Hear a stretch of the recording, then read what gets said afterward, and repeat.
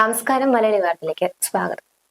കഴിഞ്ഞ ദിവസം തിരുവനന്തപുരം വിമാനത്താവളത്തിൽ കുറച്ച് ദുരൂഹത വരുത്തിയ ഒരു സംഭവം ഉണ്ടായി. അതായത് ബ്രിട്ടന്റെ 5ാം തലമുറ യുദ്ധവിമാനമായ F-35B ഇന്ധനം തീർന്നതിനെ തുടർന്ന് തിരുവനന്തപുരത്ത് അടിയന്തരമായി ലാൻഡ് ചെയ്യുകയായിരുന്നു. ശരിക്കും പറഞ്ഞു കഴിഞ്ഞാൽ ആ ഒരു വിമാനത്തിൽ, അതായത് ഈ ഒരു വിമാനത്തിൽ ആകെ ഉണ്ടായിരുന്നത് ക്യാപ്റ്റൻ കൂടിയായ പൈലറ്റ് മാത്രമാണ്. അപ്പോൾ എന്തുകൊണ്ടാണ് ഇത്തരത്തിൽ അടിയന്തരമായി ഇവിടേക്ക് ലാൻഡ് ചെയ്തത് എന്നത് സംബന്ധിച്ച് കുറച്ച് ദുരൂഹമായ കുറച്ച് കാര്യങ്ങളൊക്കെ ഉയർന്നിരുന്നു. ഇത് സംബന്ധമായ വിവരമാണ് ഇപ്പോൾ നമ്മൾ കൈമാറുന്നത്. എന്തൊക്കെയാണ് അതിന്റെ വിവരം? അതായത് ശരിക്കും ഈ ഒരു ചിരി ഉണർത്തുന്ന സംഭവം കൂടിയായിരുന്നു. കാരണം ഈ വിമാനം ഇവിടെ അടിയന്തരമായിട്ട് ഇറക്കുന്നു, അതിനുശേഷം പൈലറ്റ് ഒരു കസേരയിട്ട് ഈ വിമാനത്തിനരികിലിരിക്കുന്നു. അപ്പൊ തീർച്ചയായിട്ടും നമ്മളെ സംബന്ധിച്ച് ഒരു പൈലറ്റ്, അതും ജർമ്മനിയിൽ നിന്ന് വന്നൊരു യുദ്ധവിമാനം, അതിന്റെ അടുത്ത് ഒരു പൈലറ്റ് കസേരയിട്ട് ഇരിക്കുന്നു. അപ്പൊ തീർത്തും നമുക്ക് ഒരു കൗതുകം തോന്നി, എന്തുകൊണ്ട് അങ്ങനെ പൈലറ്റ് കസേരയിട്ട് അതിന്റെ അടുത്ത് ഇരിക്കുന്നു എന്നൊരു ചോദ്യമൊക്കെ ഉയരും. അപ്പോ ഈ വിമാനത്തിനരികിൽ എന്തിന് പൈലറ്റ് കസേരയിട്ടിരുന്നു? ആ ചോദ്യത്തിനുള്ള ഉത്തരം ഈ ഒരു ലോകം മുഴുവൻ വാങ്ങാൻ ക്യൂ നിൽക്കുന്ന 5ാം തലമുറയിൽപ്പെട്ട ആധുനിക യുദ്ധവിമാനമാണ് F-35B.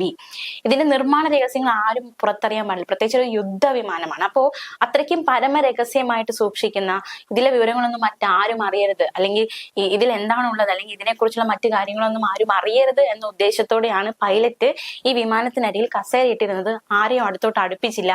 മാത്രമല്ല ഈ ഒരു പ്രത്യേകിച്ച് ഇവിടെ ഇറക്കണമെന്ന ലക്ഷ്യത്തോടെ വന്നതല്ല, ഇന്ധനം തീർന്നത് കൊണ്ട് അടിയന്തരമായിട്ട് ഇവിടെ ഇറക്കേണ്ടി വന്നു എന്നതേ ഉള്ളൂ. അപ്പൊ ഇറക്കേണ്ടി വന്ന സാഹചര്യത്തില് അതിന്റെ രഹസ്യങ്ങളൊന്നും, അത്രയ്ക്ക് രഹസ്യ സ്വഭാവം ഉള്ളതിനാൽ ആരെയും വിമാനത്തിന്റെ അടുത്തേക്ക് അടുപ്പിക്കാതിരിക്കാൻ വേണ്ടിയിട്ടാണ് ബ്രിട്ടീഷ് പൈലറ്റ് ഇത്തരത്തിൽ കസേരയിട്ട് ഈ വിമാനത്തിന് അടുത്തിരുന്നത്. അപ്പൊ ശരിക്കും നമ്മളെ സംബന്ധിച്ച് ഒരു കൗതുക വിവരം തന്നെയായിരുന്നു. എന്തിന് ഈ പൈലറ്റ് ഇറങ്ങി ഈ വിമാനത്തിന്റെ അടുത്ത് കസേരയിട്ട്? ഭയങ്കര ട്രോളുകളൊക്കെ ഉണ്ട്, എന്തിനാ കസേര ഇട്ടിരിക്കുന്നത് പറയുമ്പോൾ സ്വന്തമായിട്ട് തന്നെ കസേര ഇട്ടിരിക്കുകയായിരുന്നു, വേറെ ആരും ഹെൽപ്പ് ചെയ്യാനില്ല, അങ്ങനെ പലതരത്തിലുള്ള ട്രോളൊക്കെ വന്നതാണ്. അപ്പോൾ ഇതിന്റെ കാരണം ഇത്രയേ ഉള്ളൂ. ഇതൊരു യുദ്ധവിമാനം ആയതുകൊണ്ട് തന്നെ ഇതിന്റെ നിർമ്മാണ രഹസ്യങ്ങൾ, അല്ലെങ്കിൽ ഇതിന്റെ ഉള്ളിൽ എന്താണ് എന്ന് ആരും അറിയാൻ പാടില്ല. അതുകൊണ്ട് തന്നെയാണ് ഇത്തരത്തിൽ പൈലറ്റ് എല്ലാം തടയുന്നതിന് വേണ്ടി തന്നെ അവിടെ ഒരു കസേര ഇട്ട് തന്നെ ഇരുന്നത്. എന്തായാലും ബ്രിട്ടനിൽ നിന്നും അടുത്ത നിർദ്ദേശം കിട്ടുന്നത് വരെ ഈ ബ്രിട്ടീഷ് പൈലറ്റ് യുദ്ധവിമാനത്തിനേക്ക് അടുത്തേക്ക് ആരെയും അടുപ്പിച്ചില്ല. മാത്രമല്ല ബ്രിട്ടന്റെ റോയൽ നേവിയുടെ വിമാനം എത്തി ആണ് ലാസ്റ്റ് അദ്ദേഹം അവിടെ നിന്ന് മടങ്ങിയത്. പകരം മറ്റൊരാൾ വന്നു, അതായത് മൈക്ക് എന്നാണ് ഈ ഒരു പൈലറ്റിന്റെ പേര്. അദ്ദേഹത്തിന് പകരം പിന്നീട് പൈലറ്റായുള്ള ഫ്രെഡി വിമാനത്തിന്റെ ചുമതല ഏറ്റെടുക്കുകയായിരുന്നു. ശരിക്കും ഈ വിമാനം യുദ്ധവിമാനം എങ്ങനെ ഇന്ത്യയിലേക്ക് എത്തി എന്നൊരു ചോദ്യമുണ്ട്. അതായത് ഇതൊരു വിമാനവാഹിനി കപ്പലിൽ നിന്നാണ് ഈ ഒരു വിമാനം ഉയർന്നു പൊങ്ങിയത്. ഇത് ഇന്ധനം തീർന്നപ്പോൾ ഇന്ധനം നിറയ്ക്കുക എന്ന ലക്ഷ്യത്തോടെയാണ് ഇവിടെ നമുക്ക് അനുവാദമൊക്കെ ചോദിച്ചു, അനുവാദം നൽകി, നമ്മുടെ രാജ്യം അനുവാദം നൽകി. പക്ഷെ നല്ല പരിശോധനയൊക്കെ നടത്തിയതിനു ശേഷം മാത്രമാണ് ഇന്ധനം നിറയ്ക്കാനുള്ള അനുവാദമൊക്കെ നൽകിയത്. ഇത് ഇറങ്ങിയപ്പോൾ തന്നെ ഒരുപാട് രീതിയിലുള്ള സംശയങ്ങളൊക്കെ ഉണ്ടായി. സ്വാഭാവികമായിട്ട് ഉയരും. ഒരു രാജ്യത്തിന്റെ ഒരു യുദ്ധവിമാനം നമ്മുടെ രാജ്യത്തേക്ക് വരിക എന്ന് പറഞ്ഞത് ഒരുപാട് സംശയങ്ങൾ ഉളവാക്കുന്ന സാഹചര്യം തന്നെയാണ്. എന്തായാലും ഈ അധികൃതരിൽ നമുക്ക് അറിയാൻ സാധിച്ചത് മറ്റു തരത്തിലുള്ള ദുരൂഹതകൾ ഒന്നും ഇല്ല എന്ന് തന്നെയാണ്. അമേരിക്കയിലെ സുപ്രസിദ്ധ പ്രതിരോധ ബഹിരാകാശ നിർമ്മാതാക്കളായ ലോക്ക് ഹീഡ് മാർട്ടിനാണ് F-35Bയുടെ നിർമ്മാതാക്കൾ. ലോകത്തിലെ ഏറ്റവും വിലയേറിയതും പിന്നെ അത്യാധുനികവുമായിട്ടുള്ള ഒരു യുദ്ധവിമാനമാണിത്. ഇതിൽ ഏറ്റവും പ്രധാനപ്പെട്ട ഒരു കാര്യം എന്ന് വെച്ചാൽ ഈ ശത്രുസേനയുടെ റഡാർ കണ്ണുകൾ വെട്ടിച്ച് പറക്കാൻ ശേഷിയുള്ള അത്യാധുനിക സ്റ്റെൽത്ത് സാങ്കേതിക വിദ്യയുള്ള വിമാനമാണ് ഈ പറന്നു വന്ന F-35B. പക്ഷേ ഇത് നമ്മൾ അത് കണ്ടുപിടിച്ചു, അല്ലെങ്കിൽ നമ്മളത് ഈ ഒരു വിമാനത്തെ കാണാൻ സാധിച്ചു എന്നത് നമ്മളെ സംബന്ധിച്ച് ഏറ്റവും ഒരു നിർണായകമായ കാര്യം തന്നെയാണ്. അതായത് റഡാറുകളെ വെട്ടിക്കാൻ ശേഷിയുള്ള ഒരു അത്യാധുനിക സാങ്കേതിക വിദ്യയുള്ള വിമാനത്തെ കണ്ടെത്താൻ നമുക്ക് സാധിച്ചു എന്നതും നമ്മളെ സംബന്ധിച്ചും വളരെ നിർണായകമായ കാര്യമായിട്ട് മാറിയിരിക്കുകയാണ്. എന്തായാലും ഈ ഒരു നാവികസേനയുടെ, അതായത് ബ്രിട്ടീഷ് നാവികസേനയുടെ HMS പ്രിൻസ് എന്ന പടക്കപ്പലിന്റെ ഭാഗമായിട്ടുള്ള വിമാനമാണിത്. എന്തായാലും അത് ഇപ്പോഴും തുടരുന്നുണ്ട്. മറ്റ് സാങ്കേതിക തകരാറൊക്കെ പരിഹരിച്ച് വേഗത്തിൽ തന്നെ ഇവിടെ നിന്ന് മടങ്ങാനാകും എന്നാണ് കരുതുന്നത്. ശ്രമങ്ങളൊക്കെ നടക്കുകയാണ് അത് നന്നാക്കാനുള്ള, അല്ലെങ്കിൽ അത് മറ്റ് സാങ്കേതിക തകരാറൊക്കെ പരിഹരിക്കാനുള്ള ശ്രമങ്ങളൊക്കെ നടക്കുകയാണ്. ഈ ഇന്ത്യയുടെയും ബ്രിട്ടന്റെയും നാവികസേന സംയുക്തമായി നടത്തിയ അഭ്യാസ പ്രകടനത്തിനായിട്ടായിരുന്നു HMS പ്രിൻസ് എന്ന പടക്കപ്പൽ എത്തിയത്. അപ്പോൾ ഇതിൽ നിന്നുമാണ് ഈ F-35B പറന്നുയർന്നത്.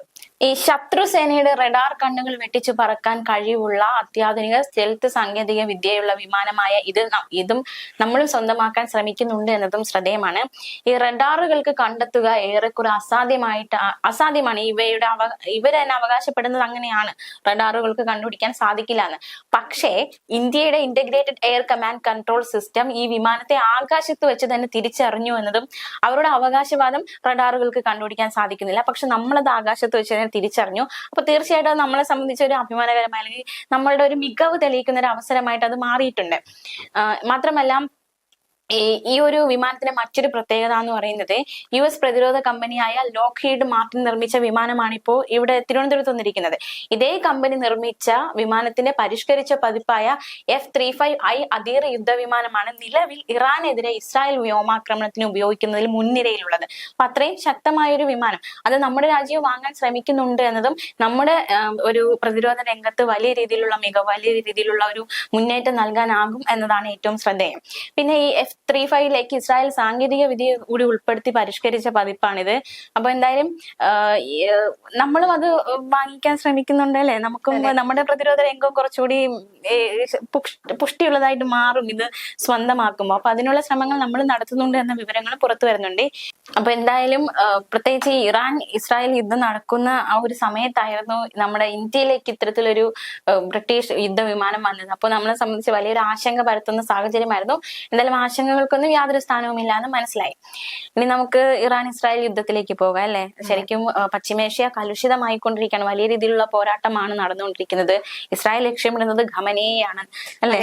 യുദ്ധം തുടങ്ങിയെന്ന് ഖമനേ തന്നെ കഴിഞ്ഞ ദിവസം വന്ന് പ്രതികരിക്കുകയായിരുന്നു. ഇതോടെ ഇത്തരത്തിൽ US ഇറാനെ ആക്രമിക്കാനുള്ള ഒരു പദ്ധതിയിൽ ചേരുകയാണ്. എന്തായിരുന്നാലും പശ്ചിമേഷ്യ കലുഷിതമാണ്. കാരണം ഇസ്രയേലിലേക്ക് ഇറാന്റെ മിസൈലുകൾ തുരുതുരെ വരുന്നുണ്ട്. അതുപോലെ തന്നെ ഇറാന്റെ ആണവ നിലയങ്ങളൊക്കെ ലക്ഷ്യമിട്ടുകൊണ്ട് ഇസ്രയേലും അത്തരത്തിൽ ആക്രമിക്കുന്നുണ്ട്. ഒരുപാട് ഇന്നും ഒരു ആണവ നിലയം തകർത്തിരിക്കുന്നു എന്ന വാർത്ത വന്നിട്ടുണ്ട്. അപ്പോ ഒരുപാട് പേർ മരിക്കുന്നു എന്നുള്ള റിപ്പോർട്ടുകൾ വരുന്നുണ്ട്. കൂടാതെ ഇസ്രയേൽ ഒരു ആശുപത്രി ലക്ഷ്യമിട്ടും ആക്രമണം നടത്തിയിരിക്കുകയാണ്. 30ഓളം പേർക്ക് പരിക്കേറ്റതാണ് വിവരങ്ങളൊക്കെ പുറത്തു വരുന്നത്. ഇറാന്റെ വ്യോമ പ്രതിരോധ സംവിധാനം ഒക്കെ തകർത്തതോടെ ടെഹ്റാന്റെ ആകാശം പൂർണ്ണമായും തങ്ങളുടെ നിയന്ത്രണത്തിലാണെന്നാണ് ഇപ്പോൾ ഇസ്രായേൽ അവകാശപ്പെടുന്നത് തന്നെ. എന്തായാലും ജനങ്ങളോട് ഒഴിയാൻ വേണ്ടിയിട്ട് ഇസ്രായേൽ സൈന്യവും US പ്രസിഡന്റ് ഡൊണാൾഡ് ട്രംപും ഒക്കെ ആവശ്യപ്പെട്ടു. അപ്പോൾ അതുകൊണ്ട് തന്നെ ഇപ്പോ ലോക നേതാക്കന്മാരാണ് ആവശ്യപ്പെട്ടിരിക്കുന്നത്.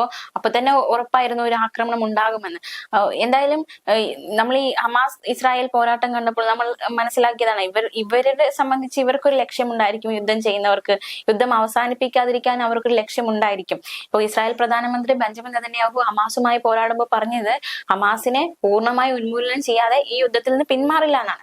അവർക്ക് പ്രത്യക്ഷ ലക്ഷ്യങ്ങളുണ്ട്, പക്ഷെ ഇതിൽ ഇരയാവുന്നത് മുഴുവൻ സാധാരണക്കാരാണ് അല്ലെ. സാധാരണക്കാർക്ക് നഷ്ടങ്ങൾ ഇപ്പോ ഗാസയുടെ അവസ്ഥ നമുക്ക് അറിയാവുന്നതാണ്. പട്ടിണി, ആഹാരത്തിന് വേണ്ടിയിട്ട് അലയുന്ന നമ്മൾ കാണുന്നുണ്ടല്ലോ, നമ്മള് സോഷ്യൽ മീഡിയ ഒക്കെ ഉപയോഗിക്കുന്നവരല്ലേ. അതെ, പട്ടിണി ആയുധമാക്കിയാണ് ഇസ്രയേൽ ഇപ്പോൾ ഗാസയെ തകർത്തുകൊണ്ടിരിക്കുന്നത്. ഇറാനെ ഇപ്പോൾ എല്ലാ തരത്തിലും, അതായത് ആണവായുധം ഒരിക്കലും നിർമ്മിക്കുവാൻ ഇറാനെ സമ്മതിക്കില്ല എന്നുള്ള രീതിക്ക് തന്നെയാണ് യുദ്ധം ഇസ്രയേൽ നടത്തിക്കൊണ്ടിരിക്കുന്നത്.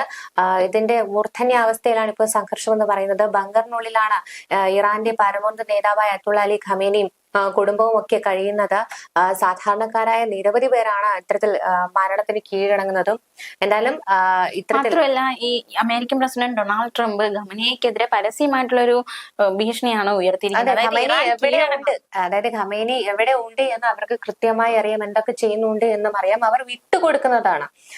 കാരണം ഖമേനിയെ വധിക്കുക എന്നുള്ളത് അവർക്ക് നിസ്സാരമാണ് എന്ന് തന്നെയാണ് ഉയർത്തിക്കാട്ടുന്ന വാദം. എന്ത് തന്നെയായിരുന്നാലും ഇറാനും ഇസ്രയേലും പരസ്പരം ആക്രമിച്ചുകൊണ്ടിരിക്കുകയാണ്. ലോകരാജ്യങ്ങളൊക്കെ മുൾമുനയിലാണ്. കാരണം ഈ ഒരു യുദ്ധം എങ്ങോട്ടേക്കാണ് നീങ്ങുന്നതെന്നുള്ളത് ലോകരാജ്യങ്ങളൊക്കെ ഉറ്റുനോക്കിക്കൊണ്ടിരിക്കുകയാണ്. അതെ, ഇവരുടെ ലക്ഷ്യം എന്ന് വെച്ചാൽ, അതായത് ഇറാന്റെ ഒരു ആണവ പദ്ധതി അല്ലെ, ആണവ രാജ്യം അല്ലെങ്കിൽ ആണവ കാര്യങ്ങൾ ഉപയോഗിക്കുന്നത് തകർക്കണം, അതിന് ഇറാൻ അനുവദിക്കരുതെന്ന ലക്ഷ്യത്തോടെയാണ് ഇവർ ചെയ്യുന്നത്. അപ്പോൾ ഈ അമേരിക്ക തന്നെ പറഞ്ഞിരിക്കുന്നത് ഒരു അവസരം കൂടി ഞങ്ങൾ കൊടുത്തു, അവർ ആണവ ഇതിൽ നിന്ന് പിന്മാറുന്നുണ്ടോ എന്നറിയാൻ വേണ്ടി ഒരു അവസരം കൂടി കൊടുത്തിരിക്കുകയാണ് എന്ന രീതിയിലാണ് അമേരിക്കയുടെ പ്രതികരണം. മാത്രമല്ല, ഇറാൻ കീഴടങ്ങിയില്ലെങ്കിൽ ഖമേനിയെ വധിക്കുമെന്ന് US പ്രസിഡന്റ് ഡൊണാൾഡ് ട്രംപ് ആണ് പ്രഖ്യാപിച്ചിരിക്കുന്നത്. അപ്പൊ എന്തായാലും ഈ ഒരു യുദ്ധം ഇങ്ങനെ സംഘർഷം വ്യാപിച്ചുകൊണ്ടിരിക്കുന്നു. ഇപ്പൊ നമ്മൾ ഇന്ത്യയെ സംബന്ധിച്ച് നോക്കുകയാണെങ്കിൽ നമ്മുടെ ഒരുപാട് ഇന്ത്യക്കാർ ഇസ്രായേലും ഇറാനിലും ഉണ്ട്. അവർക്ക് വേണമെന്നുള്ള ഒരു മുന്നറിയിപ്പുകൾ നൽകുന്നുണ്ട്. മാത്രമല്ല ഇന്ന് ഡൽഹിയിൽ കുറച്ച് വിദ്യാർത്ഥികളെയൊക്കെ തിരിച്ചെത്തിക്കുകയുണ്ടായി. കൂടാതെ ഇറാനെതിരായ ഇസ്രയേലിന്റെ യുദ്ധത്തിൽ അണിചേരുന്നതിനെ കുറിച്ച് ചിന്തിക്കുക പോലും വേണ്ടതാണ് റഷ്യയുടെ മുന്നറിയിപ്പ് വന്നിട്ടുള്ളത്. ഇസ്രയേലിന് നേരിട്ട് US സൈനിക സഹായം നൽകിയാൽ അത് പശ്ചിമേഷ്യയിലെ സാഹചര്യം അസ്ഥിരമാക്കുമെന്നാണ് റഷ്യ വിദേശകാര്യമന്ത്രി സെർഗി റയാക്കോവ് പറഞ്ഞിട്ടുള്ളത്. അപ്പൊ റഷ്യ പോലും ഒരു മുന്നറിയിപ്പ് നൽകുന്നുണ്ട്. ഇത്തരത്തിൽ ഇറാനെതിരായ യുദ്ധത്തിൽ അണിചേരരുത് എന്ന് അമേരിക്കയ്ക്ക് മുന്നറിയിപ്പ് നൽകിയിരിക്കുന്നത്. എന്തായാലും പശ്ചിമേഷ്യ കലുഷിതമാണ്, എന്തും സംഭവിക്കാം. കാരണം തീ പാറുന്ന ഒരു പോരാട്ടം തന്നെയാണ്. ലോകരാജ്യങ്ങളൊക്കെ ഉറ്റുനോക്കുകയാണ്.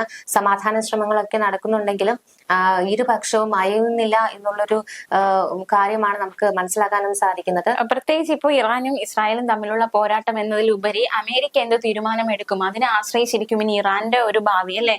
അതായത് അമേരിക്ക ഇപ്പോൾ ഇസ്രായേലിനൊപ്പം കൂടുകയാണെങ്കിൽ തീർച്ചയായിട്ടും ഇറാന്റെ കാര്യത്തിൽ തീരുമാനമാകും. ആ രീതിക്കാണ്. അപ്പോൾ വരും മണിക്കൂറുകളിൽ ആ ഒരു കാര്യത്തിൽ തീരുമാനം എടുക്കുമെന്നാണ് ഡൊണാൾഡ് ട്രംപും പറഞ്ഞിരിക്കുന്നത്. അപ്പൊ എന്താകും എന്നത് വലിയൊരു ആശങ്ക തന്നെയാണ്. ഇതിനിടെ ഇറാനിലെ ഫോർദോ ആണവ നിലയമാണ് ഇസ്രയേൽ ലക്ഷ്യം വെക്കുന്നത്. കാരണം ഇത് തകർക്കണമെങ്കിൽ കൃത്യമായും അമേരിക്കയുടെ സഹായം വേണം. കാരണം ഇത് സാധാരണ മിസൈലുകളും ബോംബുകളും കൊണ്ടൊന്നും തകർക്കാൻ കഴിയുന്ന ഒരു ആണവ നിലയമൊന്നും അല്ല. അത്രയ്ക്കും അത്യാധുനികമായി നിർമ്മിച്ച ആണവ നിലയമാണ്. അതുകൊണ്ട് തന്നെ ഇതിന് തകർക്കുക എന്നുള്ളത് ഇസ്രയേലിനെ സംബന്ധിച്ചിടത്തോളം വളരെ നിർണായകമാണ്. അതുകൊണ്ട് തന്നെ ഇതിന് അമേരിക്കയുടെ പക്കലുള്ള പ്രഹരശേഷിയുള്ള ബങ്കർ ബസ്റ്റർ കൊണ്ട് തന്നെ ആയിരിക്കും ഇത് തകർക്കാൻ ശ്രമിക്കുക. അതുകൊണ്ട് അമേരിക്ക ഇതിൽ നിർണായകമായ പങ്ക് വഹിച്ചാൽ പശ്ചിമേഷ്യയിലെ ഈ യുദ്ധം ഏത് നിലയ്ക്കായിരിക്കും പോകുക എന്നുള്ളതാണ് ലോകരാജ്യങ്ങൾ ഉറ്റുനോക്കുന്നത്. തീർച്ചയായും വരും മണിക്കൂറിലൊക്കെ ഇത് സംബന്ധിച്ചുള്ള കൂടുതൽ റിപ്പോർട്ടുകളൊക്കെ പുറത്തുവരും.